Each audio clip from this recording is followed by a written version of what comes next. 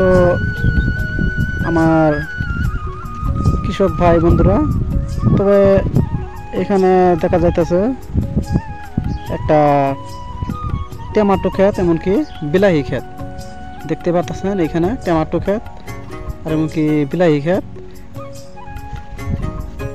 এখানে দেখুন টমেটো কিন্তু বা বিলাহি, কেউ বলে টমেটো কেউ বলে বিলাহি, মানে অনেক বন্ধুরা অনেক কিছু বলে। তবে দেখুন ক্ষেতের ভিতরে কীরকমভাবে পেকে আছে, বাজারে কিন্তু খায় না। বাজারে না খাওয়ার কারণে এই যে যেটা আমি বিলাহি বা টমেটো ক্ষেত দেখা যাইতেছে, এটা কিন্তু ধরুন যে অন্তত 20,000 টাকা এখানে লস হয়েছে। নিম্নতন আর কি, নিম্নতন এই গৃহস্থ ভাইটার 20,000 টাকা লস হয়েছে। এই কৃষকটা মানে ওনার খুব একটা কষ্ট করে খেতিটা করছিল, করার পর ওনার খেতিটা মানে মার্কেটের ভিতরে মানে সবজিটা খায় না। টমেটোটা একেবারে দাম নাই, 2 টাকা কিলো। 1 কিলো টমেটোর দাম 2 টাকা। না খাওয়ার কারণে বর্তমানে এই টমেটোটা অনেক ক্ষতি হয়েছে ভাইটার, অনেক একটা লস হয়েছে। তার কারণে ভাইটা, এই কৃষক ভাইটা, এই গৃহস্থটা খেতে হাবাদ দিছে।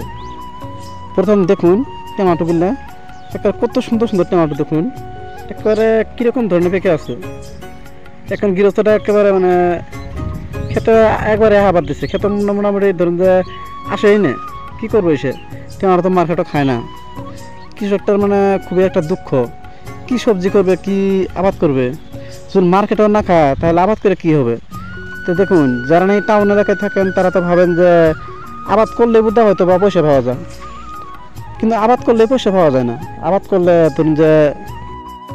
করলে ধরুন যে অনেক টাকা খরচ হয়, অনেক টাকা খরচ করি কিছু টাকা পাওয়ার জন্য মানে আবাদ করা হয়। তারপর যদি কিছু টাকা ঢালার পরে অনেক টাকা ঢালা হয় ক্ষেতের ভিতরে, সার টার গোবর টোবর, অনেক বিছনপাতি, অনেক ওষুধপাতি, অনেক কিছু দেওয়া হয়। দেওয়ার পরে তারপরে মার্কেটে নেওয়া হয়। যদি মার্কেটে না খায় তাহলে তো